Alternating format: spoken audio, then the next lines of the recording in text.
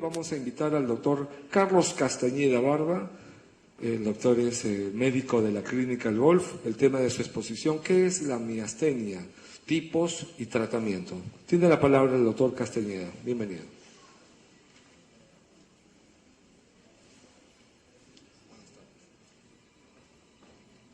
Muy buenas tardes. Muchas gracias por la invitación. Buenas tardes a la mesa directiva también. Bien, queridos amigos, voy a un poquito darles algunas luces desde el punto de vista médico sobre algunos aspectos de esta enfermedad y de las cuales se desprenderán, supongo, algunas preguntas que espero poder absolver para ayudarlos en el manejo de este mal. Ok, la siguiente. ¿Hay forma de controlarlo desde acá?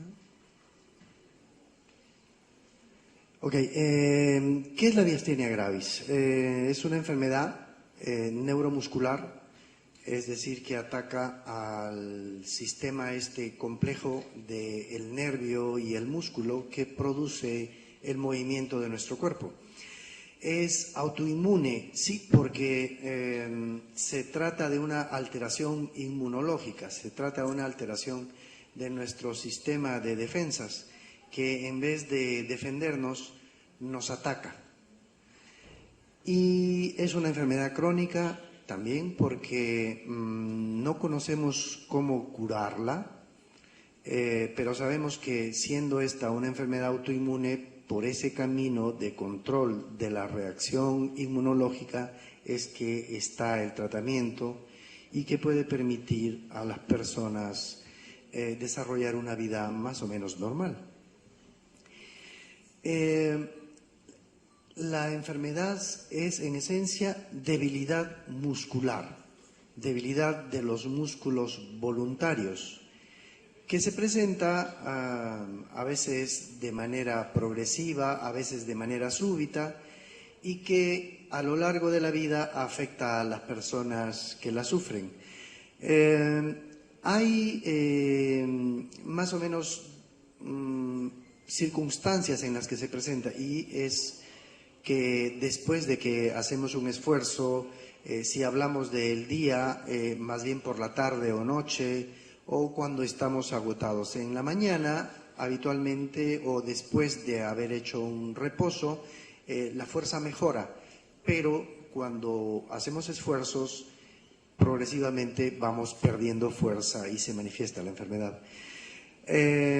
Afecta con mayor frecuencia a algunos grupos de movimientos, como son los músculos de los movimientos oculares, de la expresión facial, de la masticación, el habla, de la deglución, pero también puede comprometer los músculos de los miembros y quitarnos fuerza para caminar o mover los brazos, e inclusive puede comprometer los músculos del cuello y de la respiración, dificultándonos la respiración y a veces siendo motivo de necesidad de darnos alguna forma de ventilación asistida. La siguiente. En cuanto a quienes ataca, se dice que ataca en un primer pico de frecuencia, ataca a las mujeres más bien jóvenes más que a los hombres. En un segundo pico de la vida ataca después de la tercera década más bien a los hombres más que a las mujeres. La prevalencia, y por eso es que está denominada una enfermedad rara, está entre 0.5 a 5 por cada 100.000 habitantes. De modo que en el Perú deben haber por lo menos, si hablamos de 5, unos 1.500 pacientes. El 75% de ellos tienen algún problema en el timo, y de estos la mayoría son solo aumento del volumen del timo, y son muy pocos los que tienen una especie de tumor del timo. Con respecto a el origen de la enfermedad que veremos a continuación, la mayoría de los pacientes que tienen miastenia generalizada tienen en su sangre la presencia de unos anticuerpos que nos permitirá detectar estos anticuerpos para diagnosticarla con certeza. Esta enfermedad ha sido asociada a otros tipos de enfermedades autoinmunes como el lupus, la artritis reumatoide, algunas formas de anemia en donde se destruyen los receptores para la absorción de vitamina B12, en unas formas inflamatorias de enfermedad de tiroides, vitíligo y otras. La siguiente.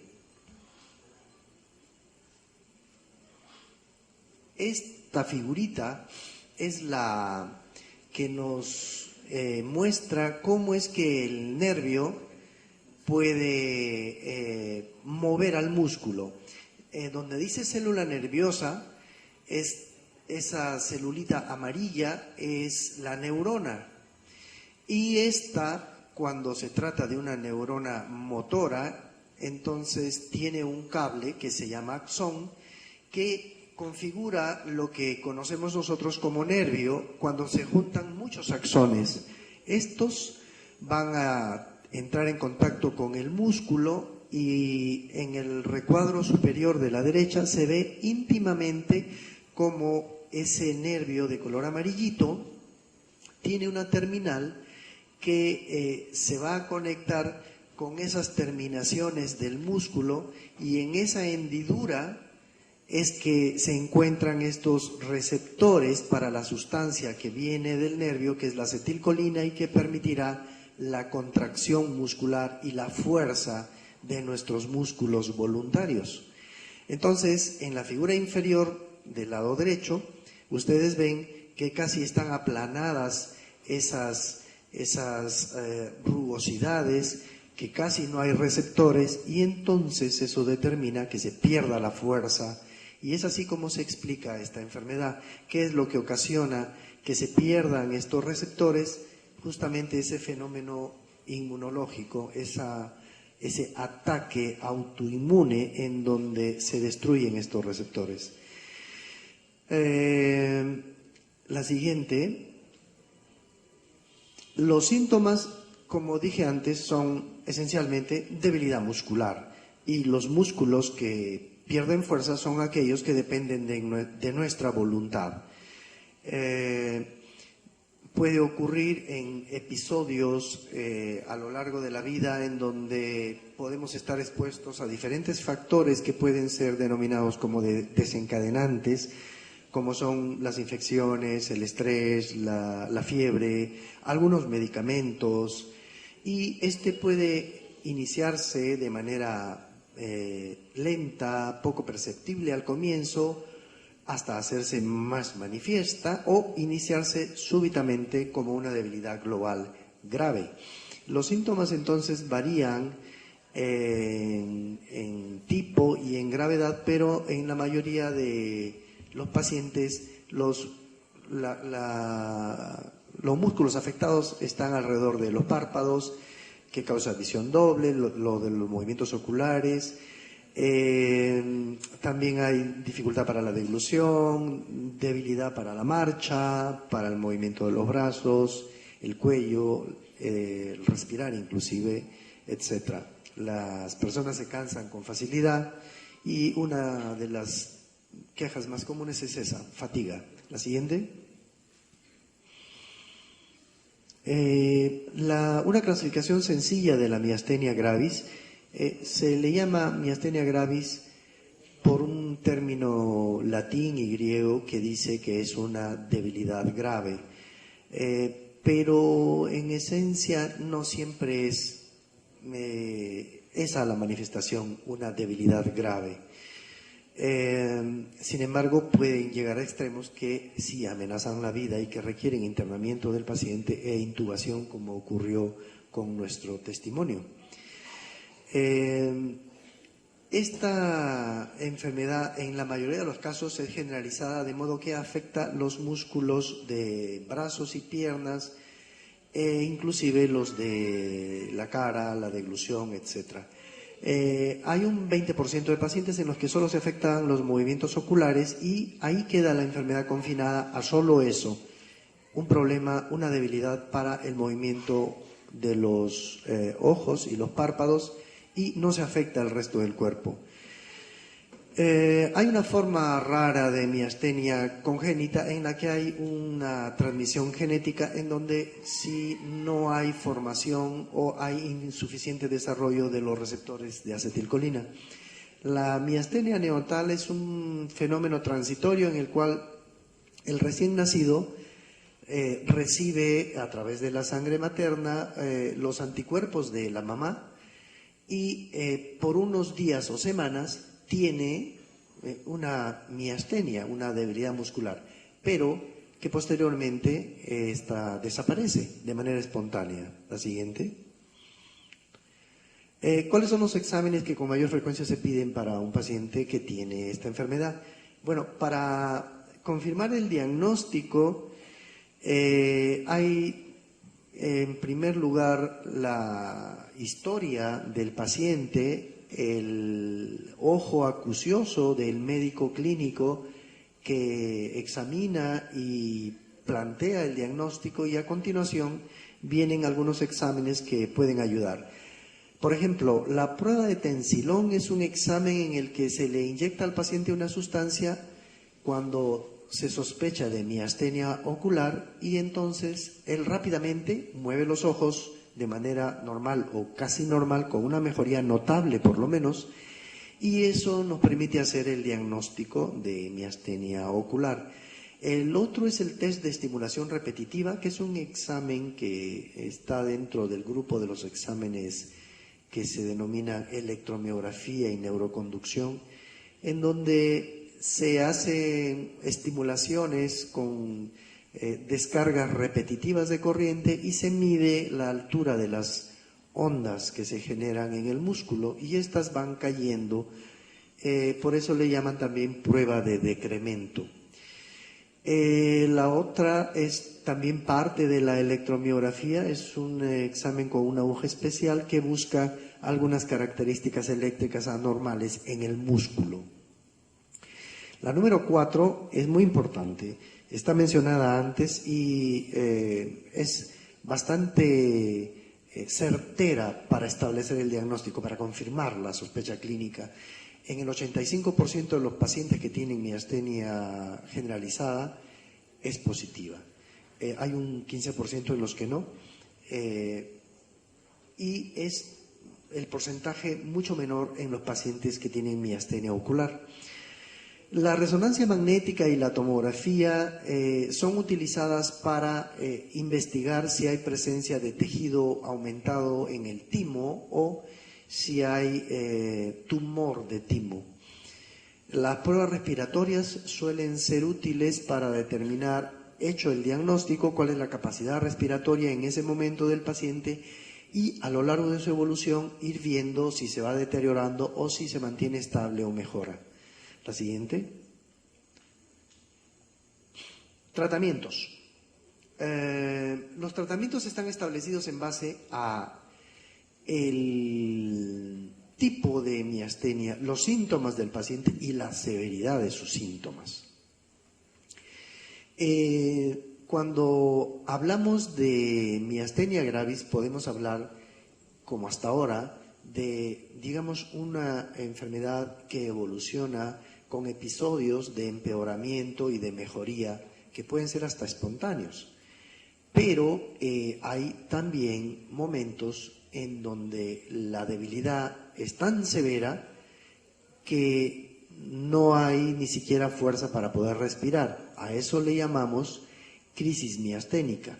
Y en ese momento el paciente debe ser internado en una unidad de cuidados intensivos y conectado a un ventilador mecánico. El tratamiento, entonces, decía, se establece de acuerdo a la severidad de los síntomas. Por ejemplo, hay algunos pacientes que mejoran con medicinas, vamos a decir corticoides. Si no mejoran con corticoides, usaremos inmunosupresores. Si no mejora con inmunosupresores, usaremos plasmaferesis.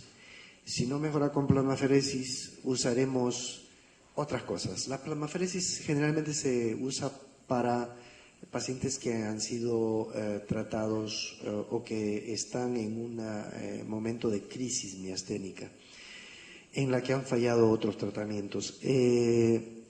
Pero una cosa interesante acá es que cuando no hay respuesta a estas primeras escalas de tratamiento, entonces comenzamos a utilizar otras formas de tratamiento que están apareciendo, en donde siempre el objetivo es detener la reacción autoinmune para encontrar la mejoría del paciente. La siguiente. Por ejemplo, para la mayoría de los autores, la miastenia ocular responde mejor al uso de corticoides. En el caso de miastenia generalizada, el tratamiento de elección suelen ser los que se llaman inhibidores de la acetilcolinesterasa. Uno de los más conocidos es del nombre Mestinón. Ahora creo que estaba escaso en el mercado, hay otro que se llama Amiastén. Pero ese es el tratamiento, ¿no? Las dosis varían en relación con la tolerancia del paciente y la severidad de sus síntomas, básicamente. En general, ahí tienen algunas recomendaciones. En cuanto a otros medicamentos, como les decía, cuando fallan los corticoides, cuando falla el mestinón, existen otras formas de tratamiento como la azatioprina, la ciclosporina, y si estas fallaran, nos quedan otras alternativas. La plasmaferesis en los momentos de crisis y formas de tratamiento que se llaman ahora biológicos. El tratamiento que nos refirieron hace un momento, que se llama rituximab, es con un anticuerpo monoclonal que ataca a unos linfocitos que se han vuelto, digamos, autorreactivos y están atacando a nuestros receptores. Este rituximab los detiene y entonces estos no actúan y el paciente se recupera progresivamente, manteniendo una enfermedad más o menos como que inactiva. Sin embargo, todavía requieren el uso de los anticolinesterásicos para tener un poco más de fuerza. Existen en este momento otras formas de anticuerpos monoclonales que están en estudio con buen perfil para el futuro, pero por ahora tenemos y lo tenemos disponible en el Perú, tanto para pacientes de la Seguridad Social como para pacientes del Ministerio de Salud a través del SIS. Cuando tenemos una enfermedad que va con recaídas a pesar de todos nuestros esfuerzos, hay una opción que es investigar si el timo está crecido o si hay un tumor ahí. Y para eso mencionaba los estudios de resonancia magnética o de tomografía para verificar esto. Si eso es positivo, existe una posibilidad importante de que al sacar el timo, el paciente quede aliviado de los síntomas. Dependiendo de las series, hay grupos que muestran sus resultados que alrededor del 50% quedan con la enfermedad inactiva. Un tercio que no llegan a mejorar satisfactoriamente e inclusive un porcentaje que no cambia para nada la evolución de su enfermedad. Entonces, siempre hay una alternativa y el pronóstico de la enfermedad al momento actual no es tan malo. Inclusive se dice ahora que la esperanza de vida de un paciente con diagnóstico de miastenia no es diferente del resto de la población. Eso es, creo, todo lo que preparé para hoy. Muchas gracias.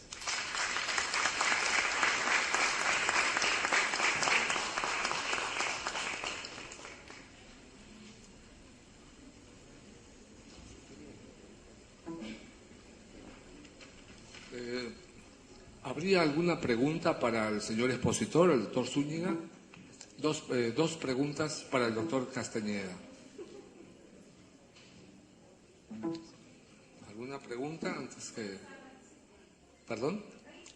Ya, si puede levantarse y decir su nombre, por favor. Tiene 1 minuto para comentar o formular su pregunta. Gracias.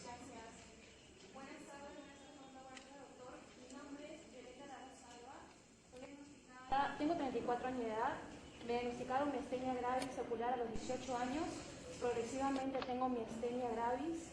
En el año estuve 7 años sin medicarme por negligencia mía, 7 años sin medicarme, pero no presentaba ningunos síntomas, ya sabiendo la enfermedad. Y estuve trabajando y caminaba demasiado, dejé de trabajar justamente por ese motivo, decaí bien delicada de salud. El año pasado retomé mi tratamiento en el Hospital Mogrovejo. Me hicieron ese examen de acetilcolina, me arrojó 236, creo, demasiado alto de lo que debería yo tener como paciente miasténica. Me estuve medicando el 9 de noviembre, recaí con una debilidad total, que no podía sostener ni un solo vaso porque quería que se me iba a caer. Me interné durante una semana para estabilizarme. La doctora me mandó una tomografía al timo. Gracias. Me mandó una tomografía al timo, el cual no lo he traído, pero la conclusión decía persistencia del timo. La doctora está sugiriendo una timectomía. Lo que yo quisiera saber, ya lo he escuchado, pero lo que yo quisiera saber es que la timectomía en mi caso, ¿qué tanto beneficio me daría a mí? Usted ha dicho que un 50% mejora en su totalidad, un 30% regular y un 10% aproximadamente no mejora. Yo estoy a la espera, la doctora me ha mandado a Loaiza, donde hay un cirujano de tórax. Estoy a la espera a sacar cita, pero usted como neurólogo, ¿qué me recomendaría? Y también quisiera preguntarle, la anestesia general, ¿en qué me afectaría a mí también si en caso me llegara a operar? Y otra pregunta y la última, la doctora me ha subido la dosis a 1,5 tabletas cada 4 horas por la diplopia que aún yo persisto. Esa sería mi pregunta, doctor. Muchas gracias. Buenas tardes. Ok. Tu enfermedad es interesante. Empieza como miastenia ocular y posteriormente se hace generalizada. Puede ocurrir. Entonces, el tema es preguntarte si estás bien, si con las medicinas estás bien controlada y haces tu vida con normalidad. Entonces, de pronto, ese es tu tratamiento. Ahora, si tu forma es generalizada, ya sabemos, la mejor medicina es la piridostigmina. Estoy consumiendo, doctor, piridostigmina cada 4 horas. Ok. Ahora, si es que tienes el timo hiperplásico y existe la chance de que te puedan operar, puedes recibir el consejo de tu doctor, porque nadie mejor para aconsejarte que el doctor que te conoce, que conoce tu evolución, que ha visto las imágenes y que ha leído lo que ahí dice. Entonces, la decisión se toma evaluando cuáles son tus riesgos y cuáles son tus beneficios. Con respecto a la anestesia general, no te preocupes. Cuando hay una cirugía mayor en un paciente con miastenia que está tomando piridostigmina y tiene que dejarla porque, claro, no va a poder pasar nada por la boca, existe un medicamento endovenoso que se llama neostigmina y que con el cual puedes estar hasta que salgas de ese estado y puedas tomar tu pastilla. Entonces, ese no es ningún problema. El problema es examinar esa resonancia magnética y ver si es que el cirujano aconseja cirugía y tu neurólogo está de acuerdo con eso, perfecto. Gracias, doctor. Solo una más. Buenas tardes, no me puedo parar porque estoy con mi bebé en brazos. Vengo de Ica, mi hija tiene 6 años, le diagnosticaron su enfermedad a los 2 años. La operaron a los 3 años de la timectomía porque tenía el timo hiperplasia, como ha mencionado ahorita usted. Ella toma Amiastem con el CIS, pero dejé de darle y le daba Mestinón. en Ica compraba, pero ya en Ica no encuentro ni acá en Lima. El médico del Hospital Niño me dijo de que le siga dando la pastilla a Miastén y ella toma cada 4 horas las pastillas, una entera. Pero su ojo igual sigue, se cansa, no veo mejoría. Y en el Hospital Cayetano Heredia, el doctor Iván Espinosa, que está viéndola, que es un doctor nuevo, me dice que ella ya debería hacerse su plasmaféresis porque no ve mejoría. O sea, ya le sacaron el timo, toma la pastilla y desde los 3 años toma la pastilla y me dice con el tiempo se va a enfermar de gastritis, me dice, porque tiene 6 años, me dice, y ahorita que escucho a la señorita que tiene 34 y toma una pastilla y media, el mismo tiempo que mi hija, pero mi hija tiene 6 años y toma una pastilla cada 4 horas, 8, 12, 4, 8 y 12. Quería saber si es recomendable hacer la plasmaféresis o no. Ok. A ver, a largo plazo, el objetivo del tratamiento es desaparecer o por lo menos mitigar el efecto autoinmune, es decir, esa tendencia de nuestros linfocitos a atacarnos a nosotros mismos. Eso se consigue con corticoides, con inmunosupresores o con medicinas como el rituximab, ¿no es cierto? El mestinón o amiastén, que es la piridostigmina, es un tratamiento esencialmente para los síntomas. Entonces,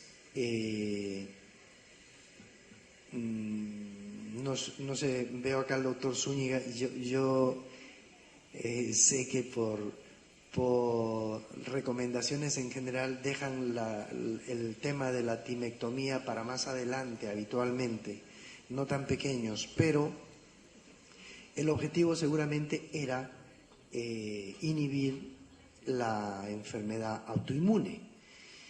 De modo que si no se ha conseguido porque la niña sigue con manifestaciones clínicas, es que hay que buscar otra forma de frenar el fenómeno autoinmune que finalmente permita que pueda tal vez disminuir la dosis o mantener la dosis en un nivel mínimo, ¿no?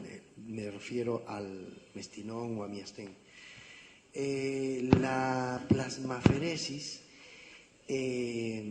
generalmente la utilizamos cuando hay una crisis en la que el paciente está en un estado que no le permite estar ambulatorio o en su casa y tiene que venir al hospital porque requiere ya de ventilación asistida.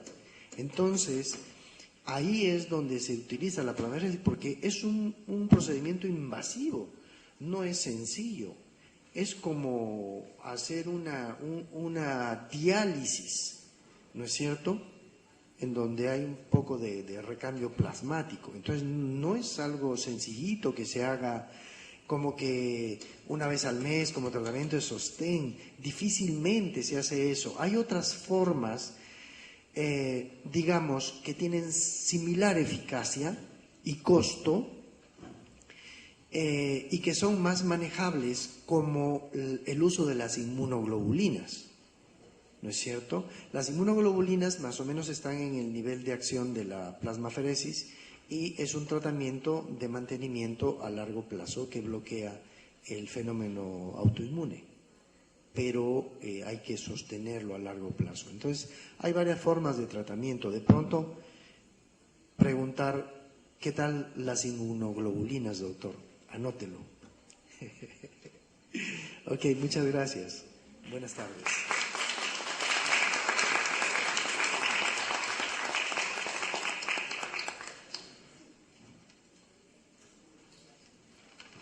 Agradecemos la participación del doctor Carlos Castañeda Barba, médico principal de la clínica El Golf.